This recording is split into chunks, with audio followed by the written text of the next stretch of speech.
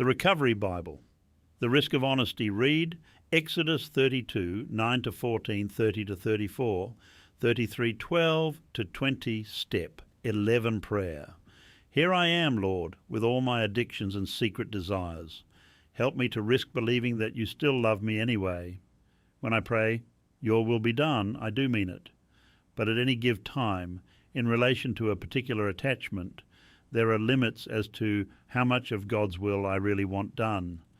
Although my overall intent is sincerely for God's will, I am not so free when it comes to the small specifics of my life. It is helpful to be as honest as possible. In these situations, to be able to say, your will be done, but I do not want to keep this thing. There is nothing to be ashamed of in this prayer. It is a matter of bringing ourselves, just as we say we are, to God, just as God is. Of course, we have unconsciously been relating to God this way in countless areas of our lives all along. Honesty simply asks if we are willing to acknowledge some of this. Can we stop hiding our secret desires and start claiming them openly before God, who already knows them anyway?